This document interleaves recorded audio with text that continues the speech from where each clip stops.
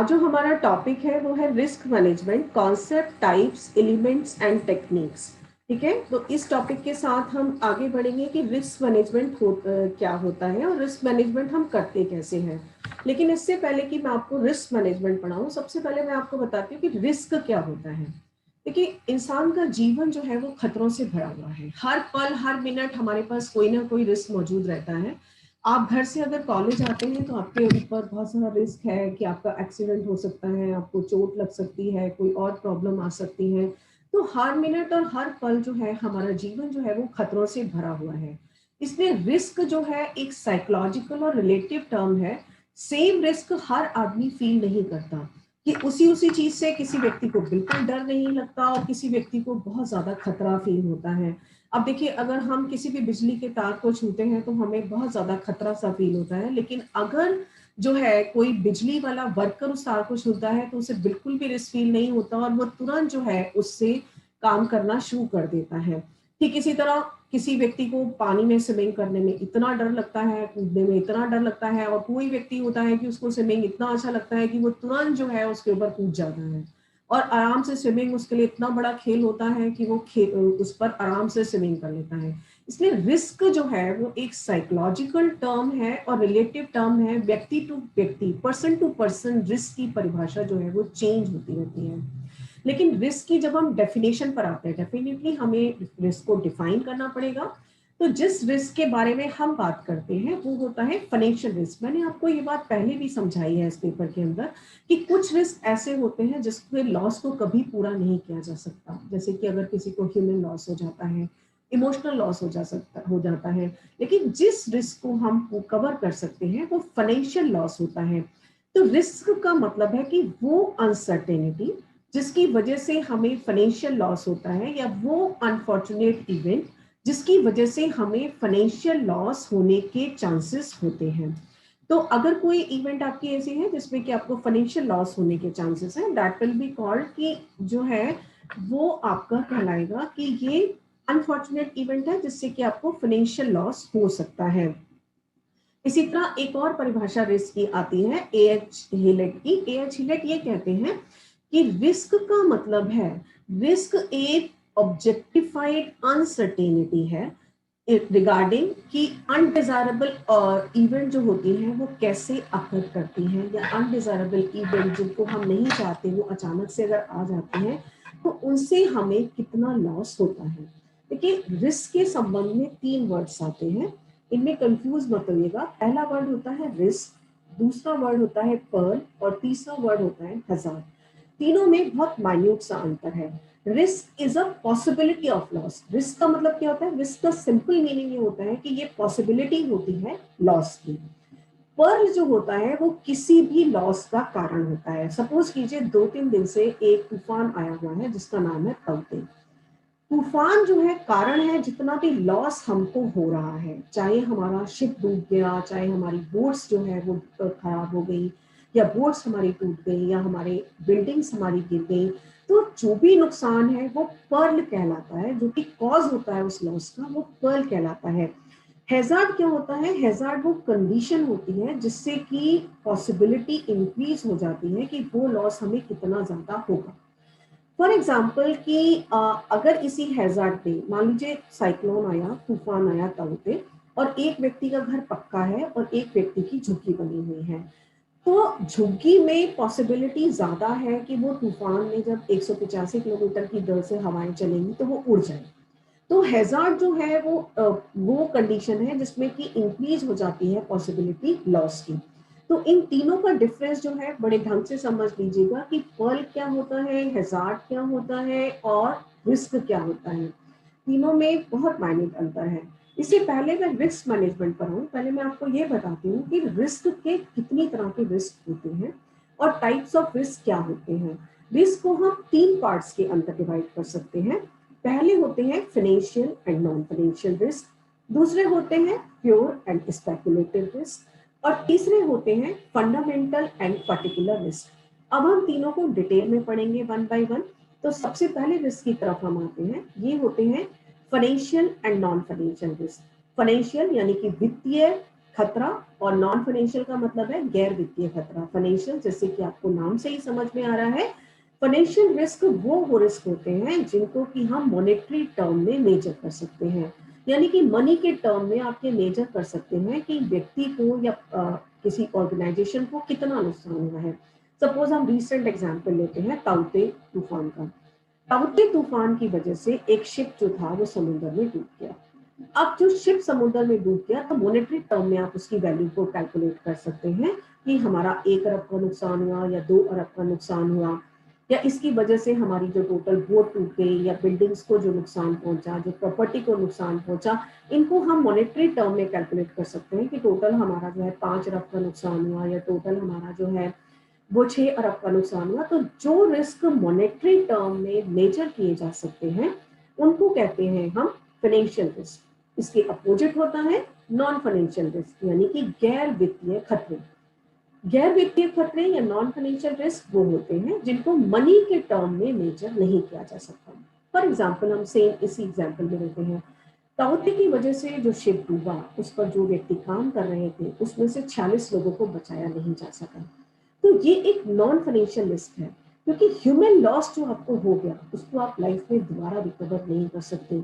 वो व्यक्ति जिन लोगों के लिए इंपॉर्टेंट थे उनके लिए जो लॉस हुआ उसका मेजरमेंट नहीं किया जा सकता।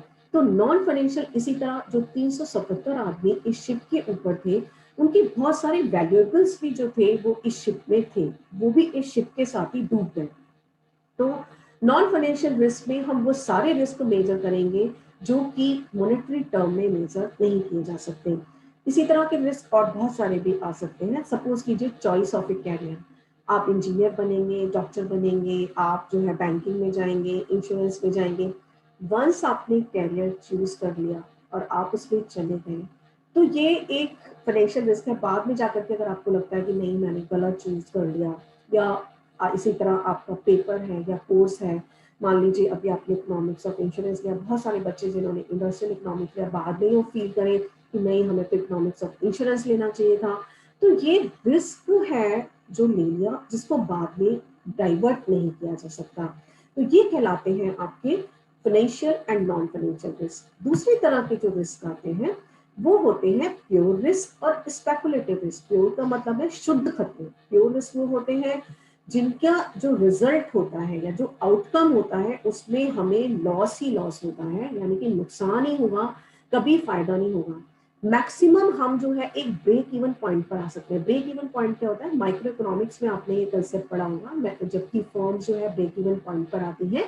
ब्रेक इवन पॉइंट वो पॉइंट होता है जहाँ की फर्म को नो प्रॉफिट नो लॉस की स्टेज होती है, यानी कि मैक्सिमम ये स्टेज हो सकती है कि आपको नो प्रॉफिट और नो लॉस की सिचुएशन हो सकती है, लेकिन दोनों ही पार्टीज को गेन गेन वाली सिचुएशन जो है वो कभी भी इसमें नहीं हो सकती।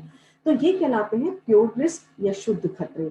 दूसरे होते हैं स्पेकुलेटिव रिस्क। स्पेकुलेटिव रिस्क वे होते हैं जिनको हम कैलकुलेट कर सकते हैं। हम एक स्पेकुलेशन कर सकते हैं कि अगर मैंने इस स्टॉक में इन्वेस्टमेंट किया तो पॉसिबिलिटी कितनी है रिस्क की, मेरा कितना मैक्सिमम नुकसान हो सकता है और मुझे कितना लॉस इसमें हो सकता है। तो ये वो रिस्क होते हैं जहाँ की पॉसिबिलिटी होती है गेन होने की और प्रॉफिट होने की, और अगर इसमें गेन नहीं भी होगा तो अगर आपको प्रॉफिट नहीं भी होगा तो लॉस भी ज्यादा नहीं होगा। हालांकि लॉस हो सकता है, सपोज कीजिए आपने कॉइन उछाला तो हेड आ सकता है या टेल आ सकता है, पॉसिबिलिटी दोनों है। तो यहाँ आपको लॉस भी हो सकता है और गेन भी हो सकता है, लेकिन हमारी इंटेंट जो होती है, जो हमारी इंटेंशन होती है वो होती है कि एटलीस्ट हमें प्रॉफिट हो जाए, लॉस ना हो। तो हम ऐसी जगह पर इन्वेस्टमेंट करते हैं जहां पर कि हमारे लॉस होने के चांसेस कम से कम होते हैं। तो हम स्पेकुलेटिव रिस्क में कैलकुलेशन कर लेते हैं जहां हमें कम से कम लॉसेस होने की संभावना होती है। तीसरी तरह के जो रिस्क होते हैं वो होते हैं फंडामेंटल रिस्क और पर्टिकुलर रिस्क। फंडामेंटल रिस्क को हम बेसिक रिस्क या आधारभूत खतरे भी कहते हैं। फंडामेंटल रिस्क देखिए वो रिस्क होते हैं जो कि इंसान के हाथ में नहीं होते। ये वो रिस्क होते हैं जो कि प्रकृति के हाथ में होते हैं, और ये कब आएंगे व्यक्तियों के ऊपर इसके बारे में कोई अनुमान नहीं लगाया जा सकता। इनमें कौन कौन से खतरे होते हैं, जैसे कि साइक्लोन ताउते अभी आ गए, पहले कोई ताउते का हमें अनुमान नहीं था। अचानक से सुनामी आ जाए, अर्थक्वेक आ जाए, अचानक से फेमाइन आ जाए, सूखा पड़ जाए, बाढ़ आ जाए, या अचानक से कोई ज्वालामुखी फट जाए, तो ये एक ऐसे रिस्क हैं जो कि इंसान के बियॉन्ड कंट्रोल होते हैं, इंसान से कंट्रोल नहीं कर सकता। हाँ, वो इन रिस्क को मिनिमाइज करने के लिए कुछ ना कुछ मेजर्स जरूर अपना सकता है, जिसको हम रिस्क मैनेजमेंट के अंदर पढ़ेंगे। दूसरी तरह के जो रिस्क होते हैं वो पर्टिकुलर रिस्क होते हैं, और एक पर्टिकुलर रिस्क वो होते हैं जो कि मैन मेड होते हैं, यानी कि ये व्यक्ति या ग्रुप ऑफ इंडिविजुअल्स के द्वारा ही किए जाते हैं, ये रिस्क वो हैं। और ये उन लोगों की या तो नेग्लिजेंस से अराइज होते हैं या व्यक्ति की केयरलेसनेस से अराइज होते हैं। केयरलेसनेस से कैसे? सपोज आपको गाड़ी चलाना नहीं आता, एक बच्चा सड़क पर गाड़ी लेकर चला गया, उसे गाड़ी लेकर चलाना आता और उसने जाके दूसरे के में गाड़ी मार दी, तो ये क्या है? ये पार्टिकुलर रिस्क है, क्योंकि ये व्यक्ति के एक्शन की वजह से हुआ, उसकी केयरलेसनेस की वजह से हुआ। या एक ड्रंकयार्ड था, वो ट्रक चला रहा था, शराब पीकर आप ट्रक चला रहे थे और आपने जाके दूसरे की गाड़ी में मार दी, तो ये जो है ये पर्टिकुलर रिस्क के अंदर आएगा। ठीक इसी तरह नेग्लिजेंस की वजह से जो जितने रिस्क हो जाते हैं, आपने किसी के पेट में जो है रुई छोड़ दी, किसी डॉक्टर ने, या किसी के पेट में जो है कोई गलती से इंस्ट्रूमेंट रह गया, या नेग्लिजेंस की वजह से आपने जो है एक को कोविशील्ड की वैक्सीन दे दी, अगली डोज कोवैक्सीन की दे दी, तो दिस इज कॉल्ड नेग्लिजेंस। ये रिस्क नेग्लिजेंस की वजह से आते हैं। अब आपने देखा कि रिस्क होता क्या है और रिस्क के कितनी तरह होते हैं। अब आता है कि रिस्क को आप मैनेज किस तरीके से करोगे और रिस्क का मैनेजमेंट किस तरीके से किया जाता है। इससे पहले कि मैं आपको ये बताऊं कि रिस्क मैनेजमेंट कैसे किया जाता है, सबसे पहले हम इसकी डेफिनेशन देखते हैं कि रिस्क मैनेजमेंट होता क्या है। देखिए, रिस्क मैनेजमेंट का मतलब है कि जो भी रिस्क आपके सामने आ रहा है उसको आप आइडेंटिफाई कीजिए, उसको आप जो है एनालाइज कीजिए और उस रिस्क का रिस्पॉन्स तैयार कीजिए कि इस रिस्क को मिनिमाइज करने के लिए मैक्सिमम जो है आप क्या कर सकते हैं, जिससे कि व्यक्ति को कम से कम खतरा हो और बिजनेस को आपके कम से कम खतरा हो। अब आता है कि रिस्क मैनेजमेंट की इंपॉर्टेंस क्या है या इससे फायदा क्या होता है। तो देखिए, रिस्क मैनेजमेंट का फायदा ये होता है कि ये पर्सन और ऑर्गेनाइजेशंस को ये अलाउ करता है कि वो किसी भी अनएक्सपेक्टेड खतरे के लिए तैयार हो सके और उस रिस्क को मिनिमाइज कर सके, अपनी एक्स्ट्रा कॉस्ट को लगा सके कि अगर मेरे ऊपर ये रिस्क आया तो इस खतरे को मिनिमाइज करने के लिए मैं क्या करूंगा। तो रिस्क मैनेजमेंट से फायदा ये होगा कि अगर कोई भी अनएक्सपेक्टेड रिस्क आता है, सपोज कीजिए कि अगर जैसे कि शिप ये डूब गया, तो अगर उन्होंने ये इंश्योरेंस कराया हुआ था तो उससे फायदा ये होता है कि किसी भी पर्सन या ऑर्गेनाइजेशन वो अपना मनी सेव कर सकता है और अपने फ्यूचर को प्रोटेक्ट कर सकता है। सपोज कीजिए अभी ताउते तूफान का एग्जाम्पल लेते हैं। इसमें जो शिप डूबा वो जिस कंपनी का था, अगर उसने इस शिप के अगेंस्ट रिस्क का इंश्योरेंस कराया हुआ था तो एटलीस्ट उसका मनी बच जाएगा और जो रिस्क उसका है वो कम हो जाएगा, क्योंकि सारा कुछ तो हम नहीं ला सकते, लेकिन जितना ही का वो शिप था एटलीस्ट वो मनी का अमाउंट थोड़ा बहुत जो है हम बचा सकते हैं। इस तरह वो कंपनी जो है वो दिवालिया होने से बच जाएगी और उस कंपनी का हम फ्यूचर भी बचा सकते हैं। इसी तरह अगर किसी व्यक्ति ने अपना इंश्योरेंस कराया हुआ है और उसकी दुर्घटना में मृत्यु हो जाती है तो उसके परिवार को जो इंश्योरेंस का मनी मिलेगा उससे उनको भविष्य के रिस्क के अगेंस्ट थोड़ा सा हम प्रोटेक्ट कर सकते हैं। तो रिस्क मैनेजमेंट का फायदा ये होता है कि ये पर्सन और ऑर्गेनाइजेशन को उनका मनी सेव करता है और उन्हें फ्यूचर के अगेंस्ट जो है वो प्रोटेक्ट करता है। दूसरा फायदा ये होता है कि इसमें जितने भी व्यक्ति इन्वॉल्व होते हैं या एसेट्स इन्वॉल्व होते हैं उनको पोटेंशियल हार्म से बचाया जा सकता है, यानी कि जितना भी उन्हें प्रॉब्लम हो सकती थी इस वजह से, सपोज कीजिए किसी व्यक्ति के घर में चोरी हो जाती है और उसने अपने घर का 20 लाख का बीमा कराया हुआ है, तो जो भी उसके एसेट्स हैं जो चले गए, एसेट्स तो हम वापस नहीं ला सकते, मान लो उसकी कोई वैल्यूएबल ज्वेलरी ले गया या उसका कोई वैल्यूएबल उसकी कोई पेंटिंग उठाकर ले गया या और कोई सामान ले गया, तो उसको तो हम नहीं कर सकते, लेकिन हाँ उसे वो इंश्योरेंस का मनी प्रोवाइड करके वो पोटेंशियल हार्म से हम जरूर बचा सकते हैं। ठीक इसी तरह इससे फायदा क्या होता है कि अगर आपने अपने बिजनेस का इंश्योरेंस कराया हुआ है या रिस्क मैनेजमेंट किया हुआ है तो आपके बिजनेस की जो स्टेबिलिटी है बिजनेस ऑपरेशन की वो इंक्रीज हो जाती है। दूसरा, आप जो कानूनी कार्रवाइयां हैं, लीगल लाइबिलिटीज जो है उनसे बच जाते हैं। सपोज कीजिए जैसे ताउते तूफान में जो शिप डूबा, इस पर जिन व्यक्तियों का लाइफ लॉस हुआ अगर वो व्यक्तियों के परिवार वाले इस शिप वाले के ऊपर केस कर देते हैं और अपना मनी क्लेम करते हैं, तो बहुत सारी लीगल लाइबिलिटीज से ये बच सकता है, क्योंकि वो सारी लीगल लाइबिलिटीज ट्रांसफर हो जाएंगी इंश्योरेंस कंपनी के ऊपर। तो इस तरीके से जो है, इससे बिजनेस ऑपरेशन स्टेबल होते हैं और लीगल लाइबिलिटीज जो है वो हमारी डिक्रीज होती हैं। एक और फायदा जो होता है रिस्क मैनेजमेंट का, वो है कि इससे सेफ और सिक्योर वर्क एनवायरनमेंट क्रिएट होता है, सारे स्टाफ के लिए भी और कस्टमर के लिए भी। अगर हमें पता है कि हमने मैक्सिमम रिस्क के अगेंस्ट जो है वो अपने आप को सिक्योर कराया हुआ है, सपोज फायर है और फायर के लिए हमने फायर बुझाने वाले इंस्ट्रूमेंट अपनी बिल्डिंग में लगाए हुए हैं, तो अगर कभी फायर लगती है तो उन इंस्ट्रूमेंट को यूज करके हम लोगों की जान माल की सुरक्षा कर सकते हैं। तो इस तरीके से हम एक सिक्योर और सेफ एनवायरनमेंट प्रोवाइड कर सकते हैं अपने सारे स्टाफ को भी और अपने सारे कस्टमर्स को भी। तो ये था रिस्क मैनेजमेंट के बेनिफिट। अब होता है कि रिस्क मैनेजमेंट की प्रोसेस क्या होती है, आप किस तरीके से रिस्क मैनेजमेंट करोगे। तो रिस्क मैनेजमेंट करने के लिए सबसे पहले हमें रिस्क को आइडेंटिफाई करना होता है। हम रिस्क को आइडेंटिफाई करेंगे कि रिस्क हमारे सामने है क्या। अर्थक्वेक आ सकता है, अगर शिप है तो शिप के सामने रिस्क ये होगा कि वो अगर कोई तूफान इस तरीके का समुद्र में आता है, ताउते टाइप या सुनामी टाइप, तो वो डूब सकता है। अगर कोई बिल्डिंग है गाजियाबाद में बनी हुई है, तो आप ये देख सकते हैं कि अर्थक्वेक आ सकता है, फायर लग सकती है, इसमें चोरी हो सकती है, इसमें हाउस ब्रेकिंग हो सकता है। तो जो है ये सारे रिस्क हो सकते हैं। तो सबसे पहले आप रिस्क को आइडेंटिफाई कीजिए कि व्यक्ति के साथ या ऑर्गेनाइजेशन के साथ कौन कौन से रिस्क हो सकते हैं। एक बार जब आप रिस्क को आइडेंटिफाई कर लेते हैं, तो अपने रिस्क को एसेस कीजिए या कैलकुलेट कीजिए। कैलकुलेट कैसे करेंगे, सपोज मेरी एक ऑफिस है और ऑफिस में मैंने, या मेरा घर है, मैंने कैलकुलेट किया कि इसमें मेरा जो है वो 50 लाख का सामान है। 50 लाख का सामान रखा हुआ है, तो मैंने कैलकुलेट कर लिया कि अब इस घर में क्या क्या प्रॉब्लम्स आ सकती हैं। अर्थक्वेक की वजह से ये घर गिर सकता है, इसमें चोरी हो सकती है मेरी एब्सेंस में अगर मैं घर से बाहर जाती हूँ, हाउस बर्गलरी हो सकती है, इसके अलावा जो है फायर लग सकती है। तो मुझे मैक्सिमम रिस्क जो होगा वो कितना हो सकता है, 20 लाख तक का, 30 लाख तक का। तो एक बार जब आपने रिस्क को आइडेंटिफाई कर लिया, तो उसको कैलकुलेट कीजिए कि आपको जो रिस्क होगा वो कितना हो सकता है, फाइनेंशियल लॉस कितना हो सकता है।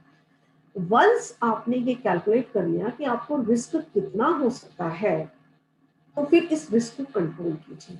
रिस्क को कंट्रोल करने की कोशिश कीजिए। सपोज अगर आपको अर्थक्वेक से खतरा है, तो आप अपनी जब घर बनवाएं तो दीवारें स्टिक कराएं कि अर्थक्वेक थोड़ी सी रेजिस्टेंट हो, इसीलिए छोटे मोटे अर्थक्वेक से वो ना गिरे। दूसरा, अगर फायर है तो आप फायर अलार्म लगा सकते हैं या फिर आप फायर के बुझाने के इंस्ट्रूमेंट लगा सकते हैं। तो कंट्रोल करने की कोशिश कीजिए। थर्ड स्टेप ये होता है कि हम पहले रिस्क को कंट्रोल करें। नेक्स्ट स्टेप ये होता है कि मॉनिटर करते रहिए इस रिस्क को कि कितना खतरा मेरे ऊपर है और कितना खतरा और आ सकता है। इस रिस्क को मॉनिटर करते रहिए। तो रिस्क मैनेजमेंट में बेसिकली 4 प्रोसेसेस आती हैं। First is identify the risk, then you have to assess और calculate the risk, then you have to control the risk and then you have to monitor the risk. आपको monitor करना है तो आप इनको IACM के रूप में भी याद कर सकते हैं। अगर इस प्रोसेस को आप याद करना चाहते हैं कि जो इसका प्रोसेस है वो है IACM, यानी कि आइडेंटिफाई करना है, रिस्क को एक्सेस करना है, कंट्रोल करना है, देन मॉनिटर करना है। अब आता है कि जब आपने रिस्क मैनेजमेंट का प्रोसेस कर लिया, तो रिस्क मैनेजमेंट करेंगे कैसे, या रिस्क को कैसे हैंडल किया जाता है, इसकी मैनेजमेंट की टेक्निक कैसे होती है। तो देखिए, सबसे पहली टेक्निक जो होती है वो है अवॉइड द रिस्क। रिस्क को अवॉइड कीजिए, जहां तक कोशिश हो सकती है वो रिस्क को अवॉइड कीजिए। सपोज कीजिए, मैं एक सिंपल सा एग्जांपल देती हूँ। आजकल कोरोना वायरस पैंडेमिक चल रही है, अब बहुत बड़ा रिस्क है, आप कोरोना वायरस के शिकार हो सकते हैं। तो अवॉइड कैसे करेंगे इस रिस्क को। इस रिस्क को अवॉइड करने का सबसे अच्छा तरीका है, भीड़ वाले इलाकों में जाने से बचिए, भीड़ वाले इलाकों में ना जाएं, या जरूरत ना हो तो घर से बाहर ना निकलें। सेकेंड स्टेप आपका ये हो सकता है कि अगर आपको घर से बाहर निकलना पड़ता है तो वियर द मास्क, मास्क को जरूर पहने, बिना मास्क पहने आप घर से ना निकलें। तीसरा स्टेप ये हो सकता है कि जब आप बाहर जाएं तो आप सोशल डिस्टेंसिंग करें, 2 गज की दूरी एंड मास्क है जरूरी। That is a important step avoid करने के लिए इस रिस्क को कि कोरोना वायरस आपको ना आए या कोरोना वायरस आपको ना इफेक्ट करे। तो आपका नेक्स्ट स्टेप होगा सोशल डिस्टेंसिंग कर लीजिए। सोशल डिस्टेंसिंग से पहले फिर आपका क्या स्टेप होगा, सोशल डिस्टेंसिंग के बाद चौथा स्टेप आपका ये होगा कि जब आपने ये कर लिया तो घर जब आप लौटे तो उसके बाद अपने हाथों को सैनिटाइज करें, या बीच बीच में भी अपने हाथों को आप सैनिटाइज करते रहें। तो ये सारे वो स्टेप होंगे जिससे आप अवॉइड करने की कोशिश करेंगे कि कोरोना जो है आपको ना आए और आपको इफेक्ट ना करे। तो सबसे पहला स्टेप जो इसमें आता है that is avoid the risk. Risk को अवॉइड करने की कोशिश कीजिए जहां तक हो सके। अब अगर आप अवॉइड नहीं कर सकते, मान लीजिए आप हेल्थ केयर वर्कर हैं, डॉक्टर हैं, नर्स हैं, पुलिस में हैं, आपको रोज जाना ही पड़ता है और आप इसे रिड्यूस नहीं कर सकते, अगर आप अवॉइड नहीं कर सकते इस रिस्क को, आपका घर से बाहर निकलना जरूरी है, तो दूसरा स्टेप आपके लिए आता है रिड्यूस द रिस्क और प्रिवेंट द रिस्क। इस रिस्क को रोकने की कोशिश कीजिए या कम से कम करने की कोशिश कीजिए। अब कोरोना वायरस को रोकने का दूसरा स्टेप क्या है, प्रिवेंट करने का स्टेप क्या है, वैक्सीनेशन। आप वैक्सीनेशन कराइए। अगर आप वैक्सीनेशन करा सकते हैं तो ये तो हम नहीं कह सकते कि आपकी 100% गारंटी है और कोरोना वायरस आपको नहीं लगेगा, लेकिन लेस चांसेस आपके जरूर हो सकते हैं कि आपको जो है कोरोना वायरस कम अटैक करेगा। और अगर आपको अटैक कर भी गया तो उसकी सिवियरिटी इतनी ज्यादा नहीं होगी कि आप जो है उसके थ्रू शिकार हो जाए और आपको जो है हॉस्पिटलाइज होना पड़े। तो हॉस्पिटलाइजेशन के चांस कम हो सकते हैं। तो दूसरा स्टेप जो रिस्क मैनेजमेंट का होता है वो होता है प्रिवेंट। आप प्रिवेंट करो, इतना कोशिश करो कि ये रिस्क ना हो। वैक्सीनेशन हो गया, आपने प्रिवेंट भी किया, आपने सारे ये मेजर्स भी लिए, अवॉइड करने की कोशिश भी की, प्रिवेंट भी किया, लेकिन उसके बाद भी आपको कोरोना हो गया और कोरोना की वजह से आपको जो है, मान लीजिए कोरोना हो गया, तो तीसरा स्टेप जो रिस्क मैनेजमेंट का आता है वो होता है शेयर द रिस्क या ट्रांसफर द रिस्क। शेयर कैसे करेंगे, मान लीजिए कि आपने हेल्थ इंश्योरेंस कराया हुआ है और कोरोना वायरस आपको अटैक कर गया और इसकी वजह से आपको हॉस्पिटलाइज होना पड़ता है। अगर आपने हेल्थ इंश्योरेंस कराया हुआ है तो नेचुरली जो हॉस्पिटलाइजेशन का खर्चा है वो आपका फिर हेल्थ इंश्योरेंस कंपनी कवर करेगी। तो थोड़ा सा फाइनेंशियल लॉस आपका कम हो जाएगा और आपको जो रिस्क होने वाला है वो लॉस भी कम हो जाएगा। अगर आपने वैक्सीनेशन भी कराया हुआ है साथ के साथ तो ये भी चांसेस है कि आपको हॉस्पिटलाइज ना होना पड़े, या होना भी पड़े तो बहुत माइल्ड कोरोना वायरस आपको हो, और जितना भी खर्चा आपका हॉस्पिटल का आए वो हेल्थ इंश्योरेंस कंपनी ले ले और आपको फाइनेंशियल लॉसेस भी कम से कम हो। इसके बाद अगर इन सब के बावजूद भी रिस्क रहता है तो चौथा स्टेप आता है रिटेन द रिस्क। रिस्क को फिर आप रिटेन करो।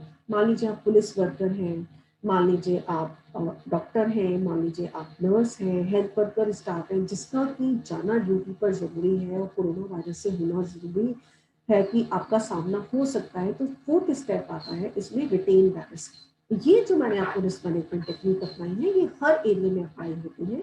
इसको हम इन्वेस्टमेंट के एग्जाम्पल में भी अप्लाई कर सकते हैं, इसको हम बैंक के एग्जाम्पल में भी अप्लाई कर सकते हैं, इसको हम इंश्योरेंस के एग्जाम्पल में भी अप्लाई कर सकते हैं। तो जितनी भी तरह के रिस्क होते हैं वहां पर ये अप्लाई किया जाता है। अब मैं आपको बताती हूँ सिंपल फॉर्मूले जिसके थ्रू आप इन्हें याद कर सकते हैं। सपोज आपको रिस्क मैनेजमेंट की टेक्निक याद करनी है तो इसे याद करने का सिंपल फॉर्मूला है सार। सार का मतलब क्या हुआ, अवॉइड द रिस्क, अवॉइड कीजिए रिस्क को। दूसरा है रिड्यूस द रिस्क, रिड्यूस कीजिए रिस्क को। तीसरा है शेयर द रिस्क, शेयर कीजिए रिस्क को। और चौथा है रिटेन द रिस्क। तो अगर आप सिंपली सार याद कर लेते हैं तो आपको ये चारों स्टेप इजीली याद हो जाएंगे। ठीक इसी तरह मैंने आपको जो पिछले स्टेप में बताया था कि रिस्क मैनेजमेंट की प्रोसेस अगर आप IACM याद कर लेते हैं तो भी आपको ये चारों प्रोसेस जो है as it is step wise याद हो जाएंगे। तो छोटे छोटे फॉर्मूले अपनाइए किसी भी चीज को याद करने के। अगर आप इन्हें इस तरह से याद करेंगे तो आप पेपर के टाइम पे भी कभी भी नहीं भूलेंगे और ये आपको एज इट इज याद रह जाएंगे। तो आज के में जब आप रिस्क मैनेजमेंट की प्रोसेस सीखेंगे तो दो फॉर्मूले बिल्कुल याद रखिए, IACM और सार। अगर आप इन दोनों को याद रखते हैं तो डेफिनेटली जो है आपको रिस्क मैनेजमेंट की टेक्निक और प्रोसेस दोनों याद हो जाएंगी।